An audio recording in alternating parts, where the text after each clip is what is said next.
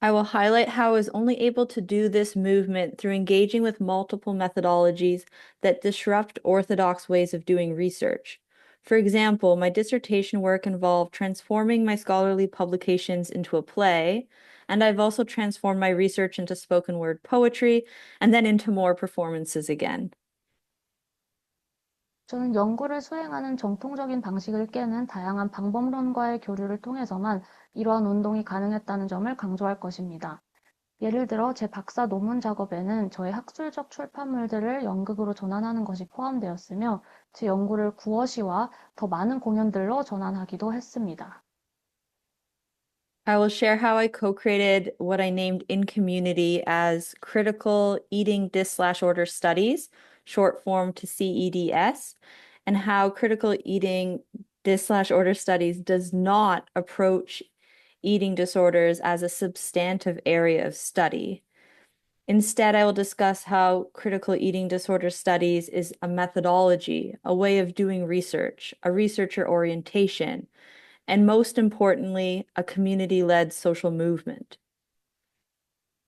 저는 제가 커뮤니티에서 비판적 섭식 장애 슬래시 질서 연구 CEDS라고 명명한 것을 어떻게 공동으로 창조했는지, 그리고 비판적 섭식 장애 질서 연구가 이디를 실질적인 연구 분야로 접근하지 않는지를 공유할 것입니다. 대신 저는 비판적 섭식 장애 질서 연구가 방법론 연구를 수행하는 방식, 연구자의 방향성, 그리고 가장 중요한 것으로는 지역사회 주도의 사회운동인 방식임을 논의할 것입니다. So critical eating dis/order studies focuses on eating orders as a starting place and does community eating order resistance. I will share what this means to me and invite you to share what that might mean to you.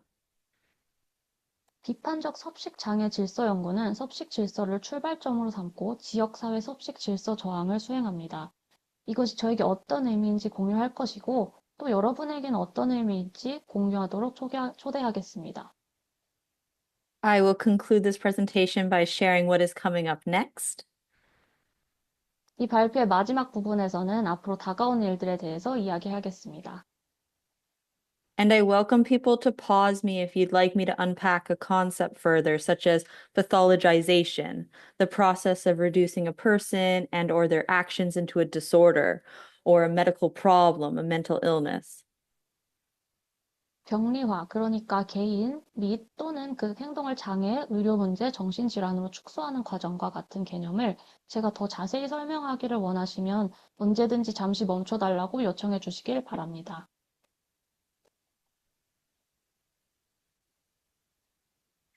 So I became aware of pro-anemia communities through searching for diet tips online. My research began by focusing on pro-anemia on social media sites such as Tumblr, and quickly became focused on how pro-anemia was being responded to by each other as well as others.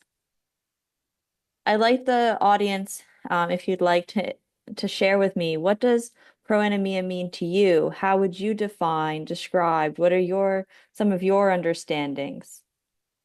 I welcome typing into the chat and using your mic. 저는 온라인에서 다이어트 팁을 검색하다가 프로아나미아 커뮤니티에 대해 알게 되었습니다. 제 연구는 텀블러와 같은 소셜미디어 사이트의 프로아나미아에 초점을 맞추면서 시작되었고, 곧 프로아나미아가 서로 그리고 다른 사람들에게 어떻게 반응되고 있는지에 대해 집중하게 되었습니다.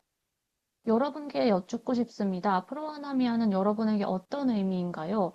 어떻게 정의하고 기술하시나요? 여러분의 이해에는 어떤 것들이 있나요? 채팅창에 입력하시거나 마이크를 사용하셔도 좋습니다.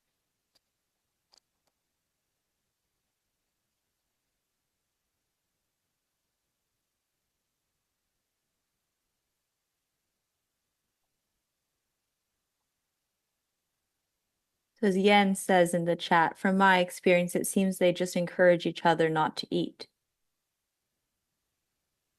네, 예인님께서는 본인의 경험에 따르면 그냥 서로에게 먹지 말라고 독려를 하는 거로 이해를 하고 계시네요.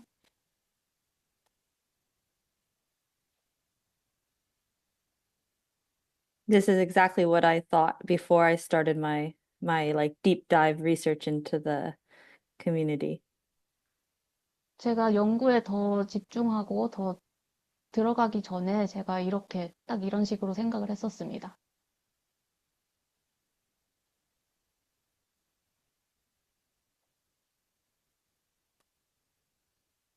Yes, it's often perceived as a teenage problem. Yeah, 네, that's definitely a perception for sure. 네, 정말 10대 문제라고 생각되는 경우들이 많습니다.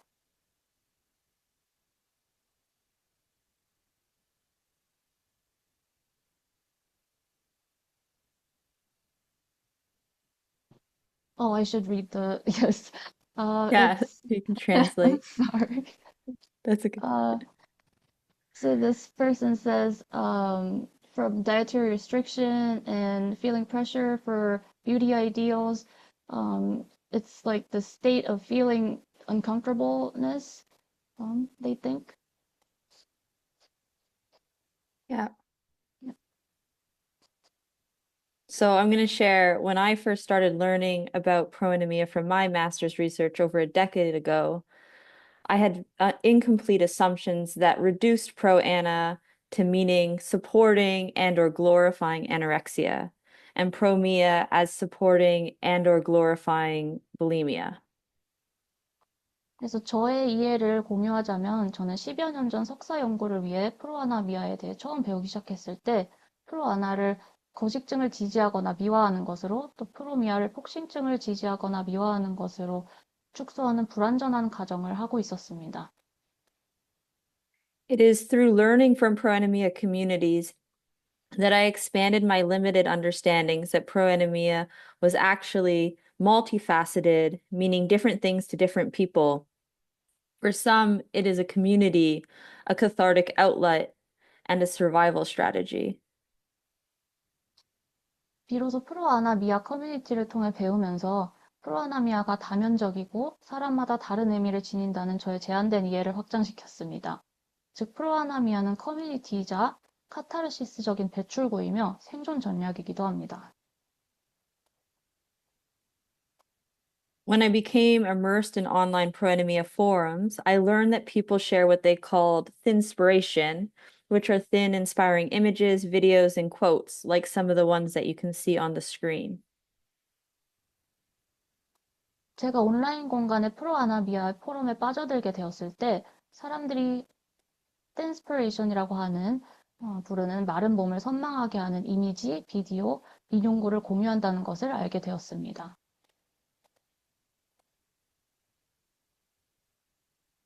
When I was immersed in the online communities, I started being targeted with horrendous weight loss target ads and eating disorder treatment service ads, all while I was reading about how proanemia was being targeted with censorship and erasure. I felt really angry at the hypocrisy and injustice. 온라인 커뮤니티에 빠져들게 된 후 프로아나미아가 검열과 삭제의 대상이 되고 있다는 글을 읽는 동안 동시에 저는 끔찍한 체중 감량 광고와 섭식장애 치료 서비스 광고들의 표적이 되고 있었습니다. 저는 이 위선과 불의에 굉장한 분노를 느꼈습니다. I began juxtaposing proanemia thinspiration images next to socially acceptable supermodels and seemingly mundane clothing advertisements, like illustrated on the PowerPoint slide where I have placed proanemia content next to an H&M clothing store billboard advertisement to show how ridiculously unjust it is to villainize and pathologize proanemia content that looks the same as everyday celebrated advertisements that exist across the streets of Toronto, Canada. 저는 프로아나미아 댄스피레이션 이미지를 사회적으로 용인되는 슈퍼모델이 등장하는 일상적인 의류 광고와 나란히 병치시키기 시작했습니다. 슬라이드에서 보시듯이 프로아나미아 컨텐츠를 H&M 의류 매장 광고판 옆에 배치해서 토론토 거리 곳곳에 존재하는 매일 환호를 받고 있는 광고와 동일한 프로아나미아 컨텐츠를 악마화하고 병리화하는 것이 얼마나 불합리하게 부당한지 보여주고 있습니다. And I found myself constantly contextualizing proanemia through noticing how socially applauded thinspiration existed across my everyday offline worlds. For example, the image on the screen is a photo that I took in 2014 of a Guess advertisement at Scarborough Town Centre Mall, Toronto, Canada. In the image, the woman's waist appears smaller than their head. 저는 일상적인 오프라인 세계 전반에서 사회적으로 갈채받는 인스피레이션이 어떻게 존재하는지 주목함으로써 끊임없이 프로아나미아를 맥락화하고 있음을 발견했습니다. 예를 들어 화면에 보시는 이미지는 제가 2014년 캐나다 토론토의 스카버로 타운센터 쇼핑몰에 있는 브랜드 게스의 광고를 찍은 사진입니다. 이 사진에서 여성의 허리는 머리보다 더 작아 보입니다.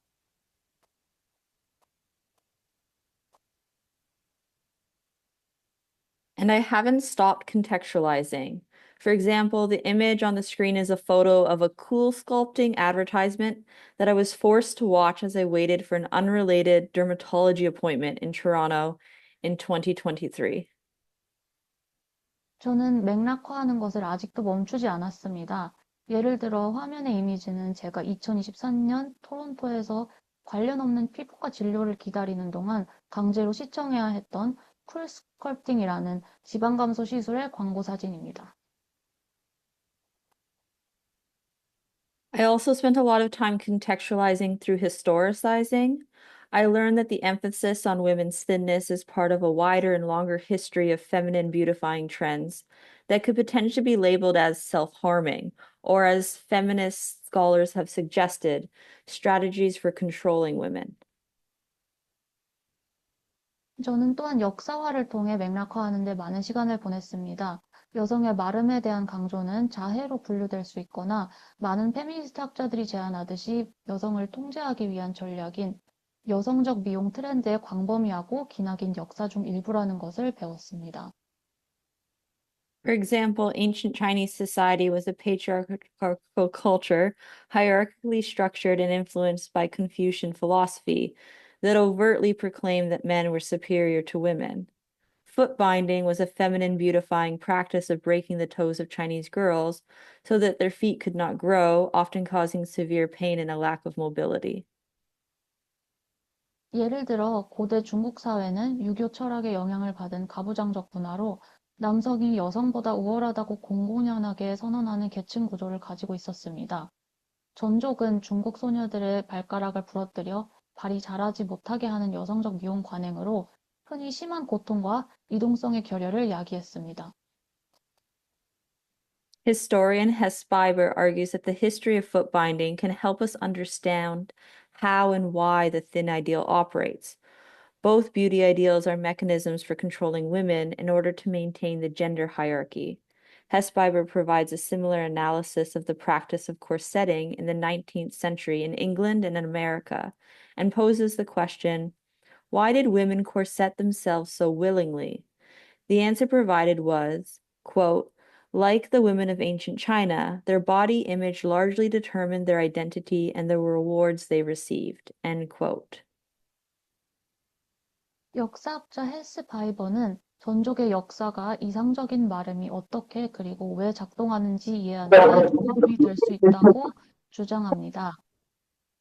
두 가지 이상적인 아름다움 모두 성별 계층을 유지하기 위해 여성을 통제하는 메커니즘입니다. 헬스 바이버는 19세기 영국과 미국에서의 코르셋 착용 관행에 대해 유사한 분석을 제공하며 여성들은 왜 그렇게 기꺼이 코르셋을 착용했는가? 라는 질문을 던집니다. 답변은 다음과 같습니다. 고대 중국의 여성들처럼 그들의 신체 이미지가 그들의 정체성과 그들이 받는 보상을 크게 결정했기 때문입니다. The answer provides an explanation for how external controlling of women's bodies became transformed into internalized social control.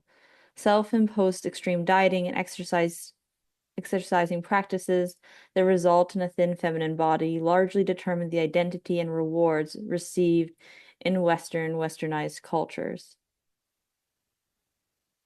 이 답변은 여성의 신체에 대한 외부적 통제가 어떻게 내재화된 사회적 통제로 바뀌었는지에 대한 설명을 제공합니다.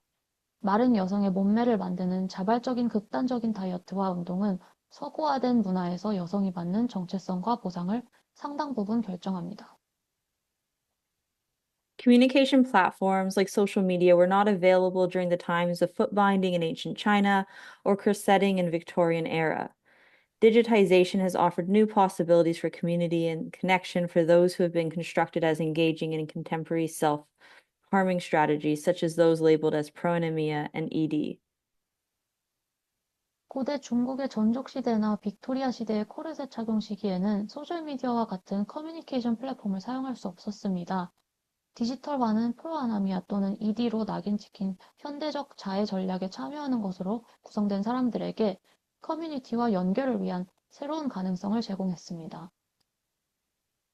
It's important also to note that my work has moved from this time, focused on proanemia, and has moved beyond the focus on beauty ideals. 이 시기 이후 제 연구는 이상적인 미적 기준 등을 넘어섰다는 점에 유의하시는 것이 중요합니다.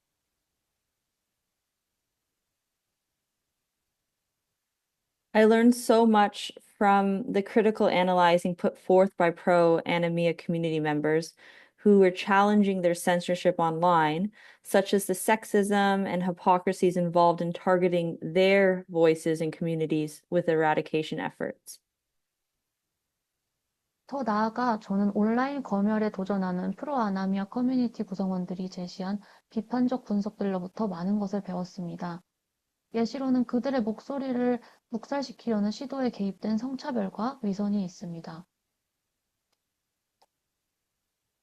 I listened and learned from the arguments and critical analyzing set forth by Proanemia community members. I'm going to read out 6 examples.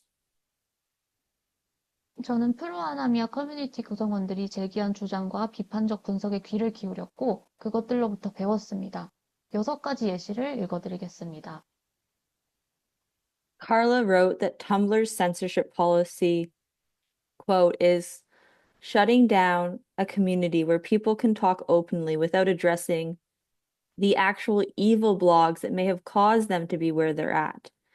It's still okay to have a blog where you take pictures of people eating and call them fat. In essence, it's okay to have the kind of blog that causes someone to degenerate into the mental state where they might get an eating disorder.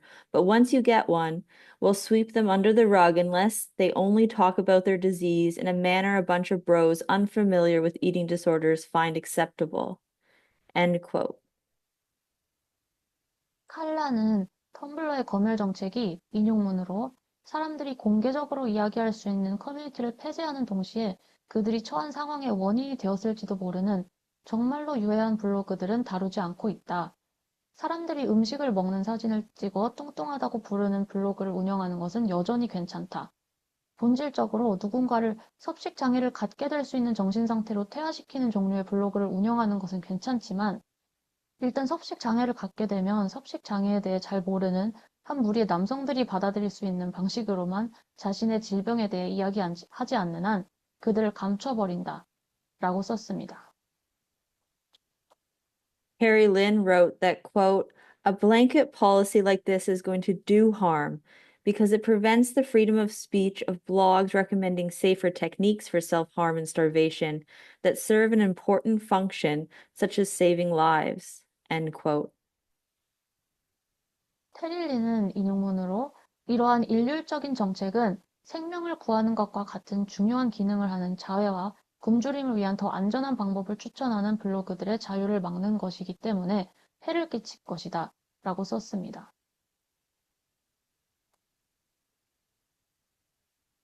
Christina wrote that, quote, we know about your fucking hotlines and your nonprofit organizations or whatever the fuck else. We know because their analysis and their philosophy and their very presence are culturally privileged.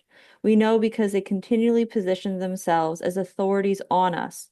And using their immense social capital, they get to define our identities and experiences before we ever get the chance. Their shit is all over our tags already, and given the violence inherent in such approaches, this reinforces the messages that we are all worthless failures, especially for those of us who are otherwise marginalized. Many of us have been forcibly hospitalized, and I have heard it all before. End quote. 크리스티나는 다음과 같이 썼습니다. 우리는 당신들의 한라인이며 비영리 단체며 기타 다른 것들에 대해 알고 있다. 우리가 알고 있는 이유는 이 조직들의 분석, 철학, 그리고 존재 자체가 문화적으로 특권을 받기 때문이다.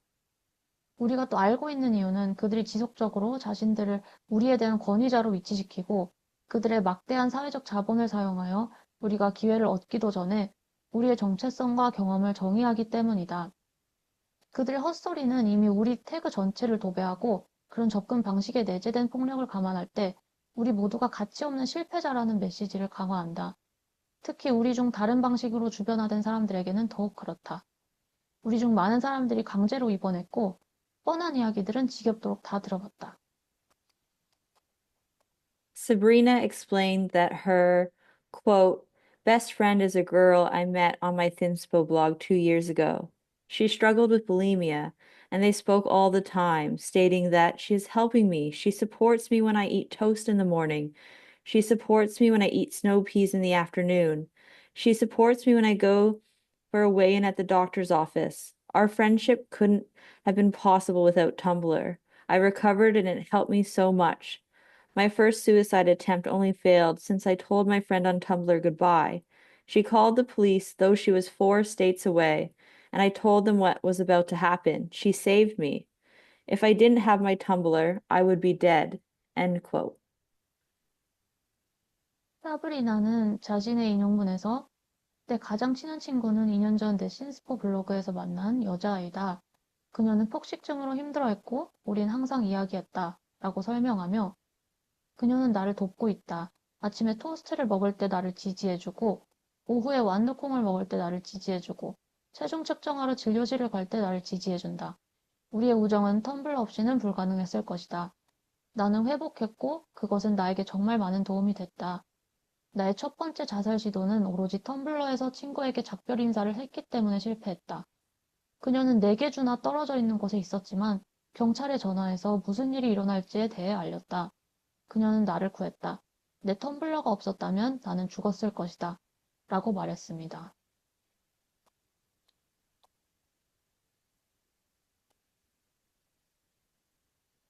Nabila argued that it is, quote, the racism, the homophobia, the ableism, the sexism, and all the other ridiculous shit that goes on in the world, not a blog telling me that eating disorders are cool, that causes someone to help self-harm, end quote.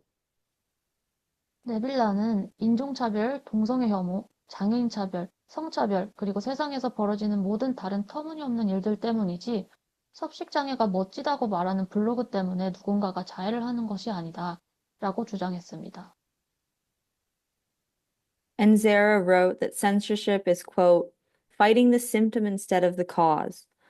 I find it irritating. This is a problem that is much bigger than explicitly pro-anemia, pro-self-harm blogs, and if anyone thinks this is going to make these blogs go away or magically fix everything or cure everyone, they have a skewed idea of what the problem is in the first place. End quote. 제라는 검열이 원인이 아닌 증상과 싸우는 것이다. 나는 그것이 짜증스럽다. 이것은 명시적으로 프로아나, 프로미아, 프로자의 블로그보다 훨씬 더 큰 문제이고, 만약 누군가가 검열이 그런 블로그들을 사라지게 하거나 마법처럼 모든 것을 고치거나 모든 사람을 치료할 것이라고 생각한다면 그들은 처음부터 문제가 무엇인지에 대해 심각하게 왜곡된 생각을 가지고 있는 것이다. 라고 썼습니다. So I finished my master's research with two major arguments. First, I contend that online pro-anemia communities have been unjustly targeted with disapproval, censorship, and erasure, while weight loss target ads and other pro-anemia facets of our culture remain celebrated. 저는 2가지 주요 주장으로 석사 연구를 마쳤습니다. 첫째, 온라인 프로아나미아 커뮤니티는 부당하게 비난, 검열, 삭제의 대상이 되어온 반면 체중 감량 광고와 우리 문화의 다른 프로아나미아 측면들은 여전히 갈채받고 있다고 주장합니다. And secondly, I started to understand that we live in everyday connections with a pro-anemia culture that is not bound to designated online websites, but appears across multiple contexts, such as schools, grocery stores, etc., that valorize dieting and thinness while inferiorizing fatness and fat people. 그리고 둘째, 저는 우리가 지정된 온라인 웹사이트에서 국한되지 않고 다이어트와 마름의 가치를 부여하고 비만과 비만인들을 열등하게 여기는 예를 들어 학교, 마트 등에 걸쳐 나타나는 여러 맥락에서의 프로아나미아 문화와 일상적인 관계 속에서 살고 있다는 것을 이해하기 시작했습니다. As pro-anemia scholar Napton said in 2013, pro-anemia ideologies are in keeping with, quote, readily voiced Western beliefs that thinness is desirable, beneficial, and value-enhancing attribute for women. I came to understand pro-anemia as mainstream culture. 프로아나미아 학자 넵튼이 2013년에 말했듯이 프로아나미아 이데올로기는 마름이 여성에게 바람직하고 유익하며 가치를 높이는 특징이라는 쉽게 표현되는 서구적 신념과 일치합니다. 저는 프로아나미아를 주류 문화로 이해하게 되었습니다. In the first year of my PhD, I enrolled in a performance ethnography course at the University of Toronto, and it moved me in my work. Performance ethnography involves transforming ethnographic research into a play, literally performing ethnography. 박사과정 첫 해 저는 토론토 대학교에서 공연 문화기술지 수업을 수강했고 그것은 저와 제 연구에 감명을 주었습니다. 공연 문화기술지는 문화기술지 연구를 연극으로 말 그대로 문화기술지를 공연하는 것으로 전환하는 것을 포함합니다. There's so much I'd like to say about performance ethnography, but let's fast forward years in the making and countless details. I produced the play Proanemia Embedded through collaborating with several artists. There's lots more I'd like to share if anyone wants to hear about it later and wants to chat about the play, but for this presentation, I just don't have time to detail here. 공연 문화기술지에 대해 말하고 싶은 것이 매우 많지만 몇 년간의 준비와 수많은 세부사항을 건너뛰자면 여러 예술가들과 협업하여 깊숙이 자리 잡은 프로아나미아라는 연극을 제작했습니다. 이 발표 후에 더 이야기하고 싶은 분이 있다면 연극에 대해 더 많이 공유하고 싶습니다만 여기서 더 상세히 설명할 시간이 없습니다. One major point I do want to say is that producing the play took my anti-censorship stance one step further by actually staging what has been deemed in need of erasure and gave me an opportunity to learn more from people who identify with or have been labeled as ED. 한 가지 중요한 점은 연극 제작이 제 반검열 입장을 한 단계 더 발전시켜 실제로 삭제가 필요하다고 여겨진 것을 무대에 올리고 스스로 이디를 겪는다고 생각하거나 이디로 낙인 찍힌 사람들로부터 더 많은 것을 배울 기회를 주었다는 것입니다.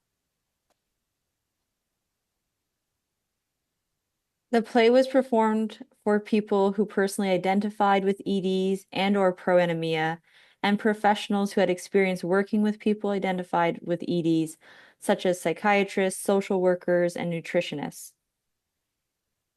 이 연극은 스스로 ED 또는 프로아나미아라고 정체한 사람들과 ED 또는 그런 사람들과 함께 일한 경험이 있는 전문가들, 예를 들어 정신과 의사, 사회복지사, 영양사 등등을 위해 공연되었습니다.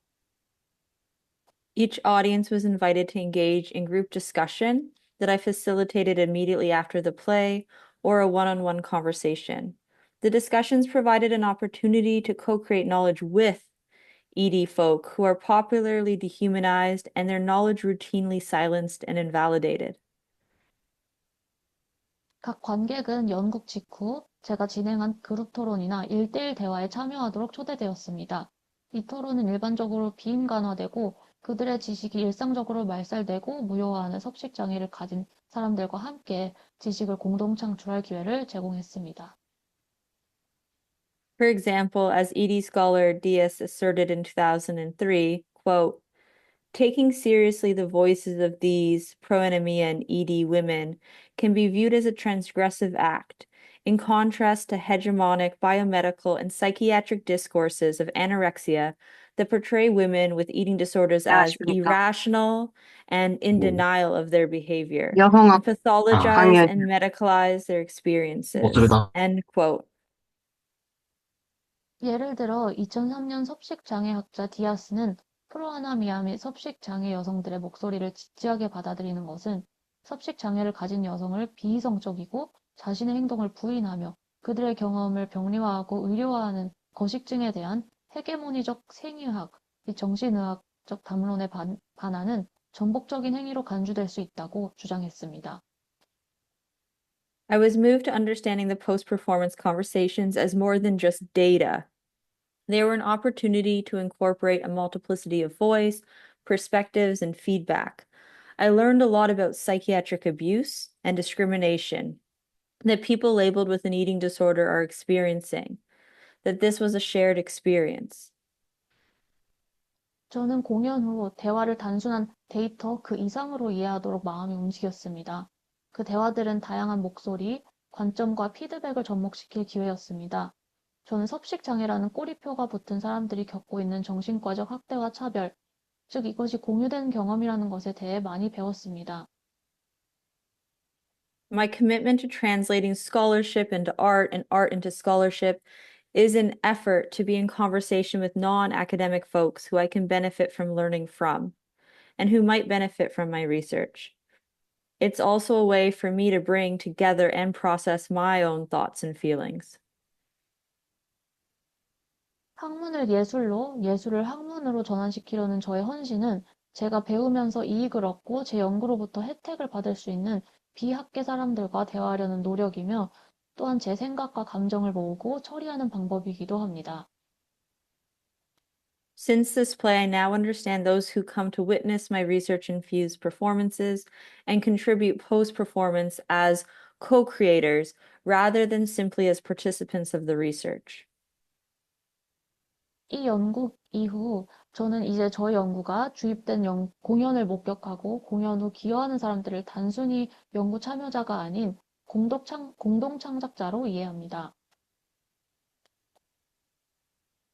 It is through these learning processes, inspirations, and more that I came to name critical eating disorder studies and understand it as a collective project that does differently than current academic, professional, and popular eating disorder knowledge production and practices that have been pathologizing and silencing us. 이러한 학습 과정, 영감 등을 통해 저는 비판적 섭식장애 질서 연구란 이름을 짓게 되었고 그것을 우리를 병리화하고 목살시켜온 현재의 학문적, 전문적, 대중적 섭식장애 지식 및 생산 및 실천과는 다르게 수행하는 집단적 프로젝트로 이해하게 되었습니다. In 2022, after I completed my PhD, I named Critical Eating Disorder Studies to co-create transdisciplinary spaces of social action that bridge the academic community divide, support the leadership of ED labeled, identifying, and otherwise oppressed people, and build towards futures where eating orders cease to systematically shape our everyday lives. 2022년 박사학위를 마친 후 저는 학계와 커뮤니티 간의 간극을 메우고 ED로 간주되거나 ED 정체성을 가진 사람들, 그리고 기타 억압받는 사람들의 리더십을 지원하며 섭식 질서가 우리 일상생활을 체계적으로 형성하는 것을 완전히 멈추는 미래를 향해 나아가는 초학문적 사회적 행동 공간을 공동으로 창조하기 위해 비판적 섭식 장애 질서 연구를 이름 붙였습니다. Critical eating disorder studies offers a new methodology through focusing on systemic eating orders as a starting perspective place for doing research while being led by people deemed or identifying with as ED. 비판적 섭식 장애 질서 연구는 ED로 간주되거나 ED 정체성을 가진 사람들이 주도하면서 연구 수행을 위한 출발점과 관점을 통해 체계적인 섭식 질서에 초점을 맞추는 새로운 방법론을 제공합니다. This community-led approach does eating order theorizing which is fundamentally different from studying eating disorders as a biological, social, cultural, psychological, feminist, or other type of problem. Instead, CEDS examines culture, the human condition, and beyond, with an overtly political objective of futures where fulfilling relationships with our bodies and food are commonplace and evenly accessible among diverse groups of people. 이 커뮤니티 주도 접근 방식은 섭식 장애를 생물학적, 사회적, 문화적, 심리적, 페미니스트적인 혹은 기타 유형의 문제로 연구하는 것과는 근본적으로 다른 섭식 질서 이론화를 수행합니다. 그 대신 비판적 섭식 장애의 질서 연구는 다양한 집단 간의 몸과 음식에 대한 즐겁고 만족스러운 관계가 평범해지고 고르게 접근 가능한 미래라는 명백히 정치적인 목표를 가지고 문화와 인간 조건과 그리고 그 이상을 조사합니다. Gender studies, women of color feminisms, MAD studies, FAT studies, food studies, indigenous knowledges, and beyond have provided nourishing foundations in communities for the emergence of critical eating disorder studies. 젠더 연구, 유색인종 여성 페미니즘, 광기학, 비만 연구, 음식 연구, 토착 지식 등은 비판적 섭식 장애 질서 연구의 출현을 위한 자양분이 되는 토대와 커뮤니티를 제공해 왔습니다. For decades, feminist scholars have challenged the pathologization of people identifying with as ED. 수십 년 동안 페미니스트 학자들은 ED 진단을 받거나 ED 정체성을 가진 사람들의 병리화에 도전해 왔습니다. Theorizing the slash of dis/ordered eating, critical feminist approaches have offered the argument that eating disorders are not mental illnesses caused by individual deficits or vulnerabilities to societal pressures, but are indeed, quote, part and parcel of the culturally normative order of things, a dominating culture that is pro-anorexic bulimic. 장애 질서화된 섭식의 슬래시를 이론화하면서 비판적 페미니스트 접근법은 섭식 장애가 개인적 결함이나 사회적 압력에 대한 취약성으로 인해 발생하는 정신질환이 아니라 실제로 문화적으로 규범적인 질서의 핵심이며 이는 프로아나렉시아, 불리미아적인 지배적인 문화라고 주장을 제시해 왔습니다. This feminist research supports beginning the project of critical eating disorder studies beyond pathologization. 이 페미니스트 연구는 병리화를 넘어서 비판적 식이 장애 질서 연구 프로젝트를 시작하는 것을 지원합니다. MAD studies illuminates how knowledges created by those who are diagnosed or interpreted as mentally ill are routinely debased and silenced inside and outside of the academy.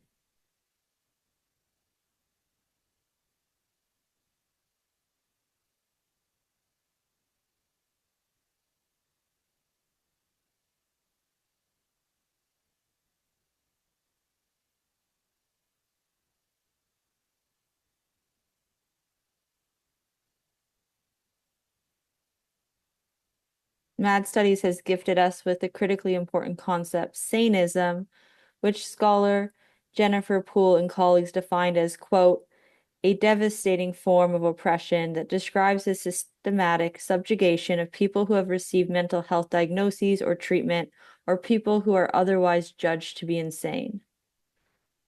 광기학은 정신질환으로 진단받거나 해석된 사람들이 만든 지식이 학계 안팎에서 정례적으로 폄하되고 묵살되는 방식을 조명합니다. 광기학은 우리에게 정신장애 차별주의라는 대단히 중요한 개념을 선물했습니다. 학자 제니퍼 풀과 동료들은 이를 정신건강 진단이나 치료를 받은 사람들의 또는 정신 이상이라고 판단되는 사람들에 대한 체계적 예속을 묘사하는 파괴적인 형태의 억압이라고 정의합니다. When I started my research learning from pro-anemia communities, I didn't realize that I was indeed doing MAD studies that was challenging saneism through listening to folks and supporting their work against censorship and saneism. 제가 프로아나미아 커뮤니티로부터 배우는 연구를 시작했을 때, 전 사람들의 말을 경청하고 검열과 정신장애 차별주의에 맞서는 그들의 작업을 지원함으로써 정신장애 차별주의에 도전하는 광기약을 하고 있다는 사실을 깨닫지 못했습니다.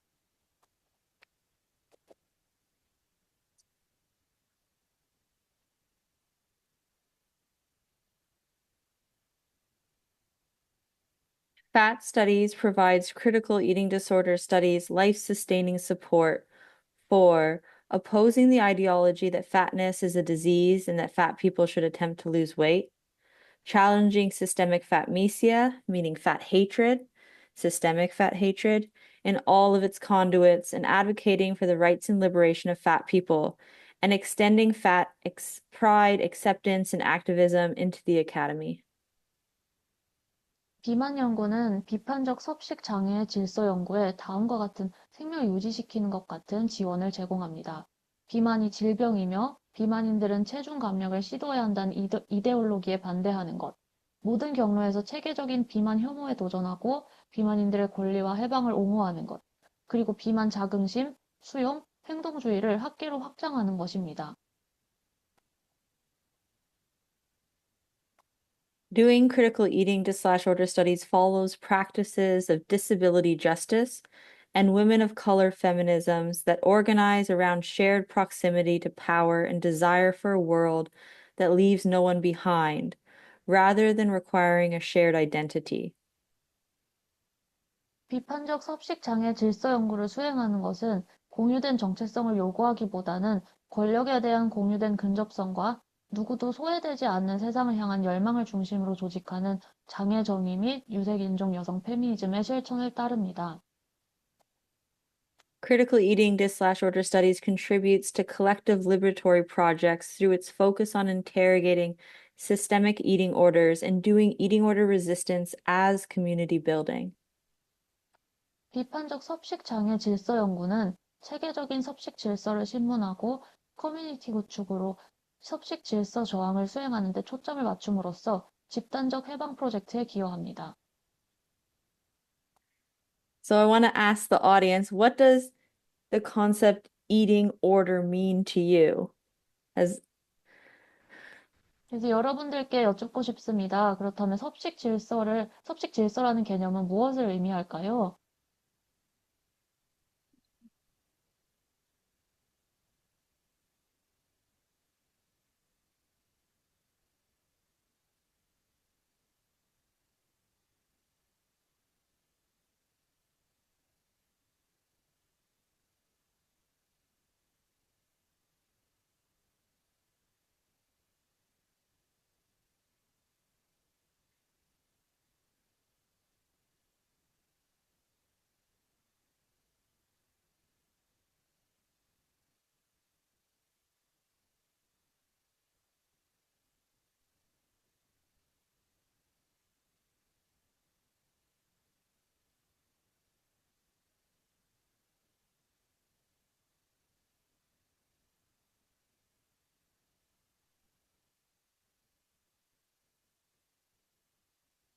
I'll share what eating orders means to me, but let's see. Orthorexia.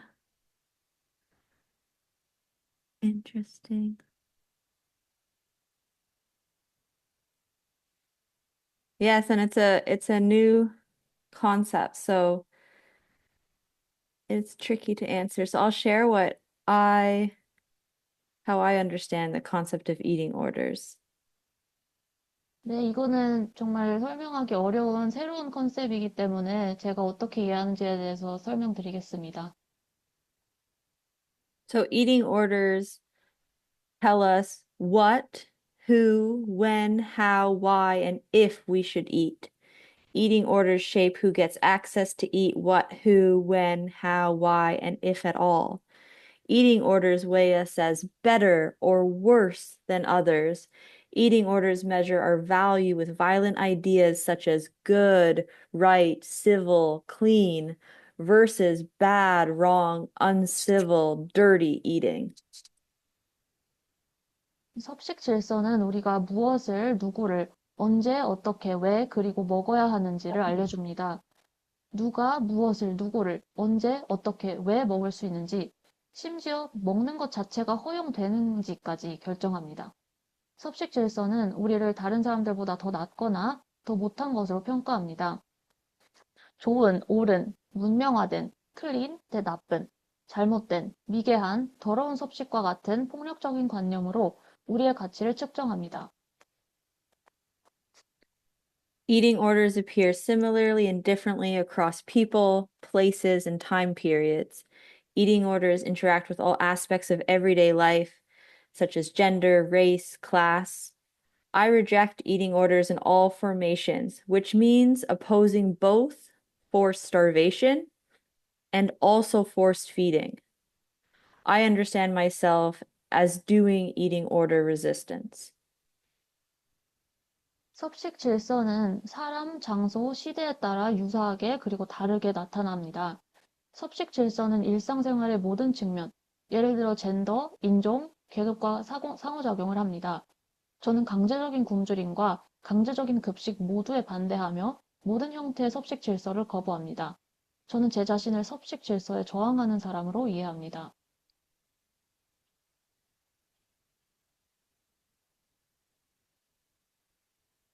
So I'll be curious to hear more, maybe in our question period, around your thoughts on this concept of eating orders and what and different ways that different people can take it up.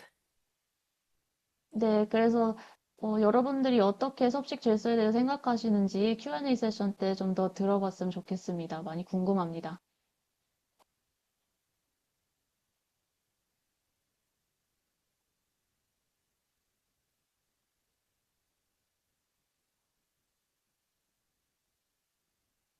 Mm.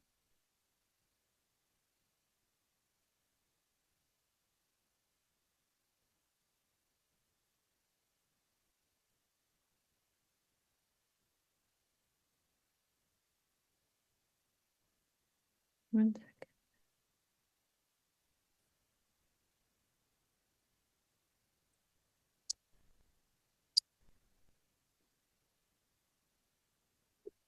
So the concept of eating orders was generated with and through eating disorder knowledge that has transdisciplinary mobility and offers cross-movement solidarities beyond what gets classified as eating disordered. 섭식 장애 지식을 통해 그리고 그것과 함께 생성된 섭식 질서라는 개념은 섭식 질서로 분류되는 것을 넘어서는 학제 간 이동성을 가지고 교차적인 운동 연대를 가능하게 합니다. For example, the violence against immigrant detainees and other prisoners across Canada is being done through and with the weaponization of food and technologies of starvation, which I argue are forms of eating orders. 예를 들어 캐나다 전역의 이민 구금자와 기타 수금자들에 대한 폭력은 음식의 무기화와 굶주림 기술이라는 섭식 질서의 형태를 통해서 그리고 그것과 함께 자행되고 있습니다. Further, detainees and other prisoners across Canada are using food as a shield and applying technologies of starvation to themselves to resist violence, with which I also understand to be a form of eating order resistance. 더 나아가 캐나다 전역의 이민자 구금자와 기타 수금자들은 음식을 방패로 사용하고 자신에게 굶주림 기술을 적용하여 폭력에 저항하고 있습니다. 저는 이것을 섭식 질서 저항의 형태로 이해합니다. My eating order resistance is in solidarity with the countless other forms of eating order violence that is happening today across the world, such as the destruction of food systems in the Gaza Strip that is systematically starving the Gazan people through genocidal famine. 저의 섭식 질서 저항은 가자 지구에서 가자 주민들을 대량 학살적 기하를 통해 체계적으로 굶주리게 하는 식량 시스템 파괴와 같이 오늘날 전 세계에서 일어나고 있는 수많은 다른 형태의 섭식 질서 폭력과 연대합니다.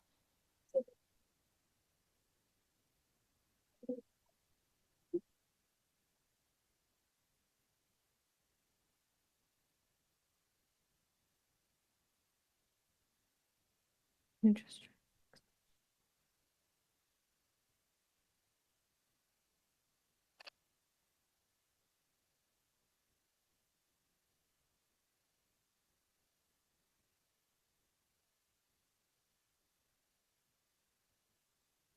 So what's next? Interest.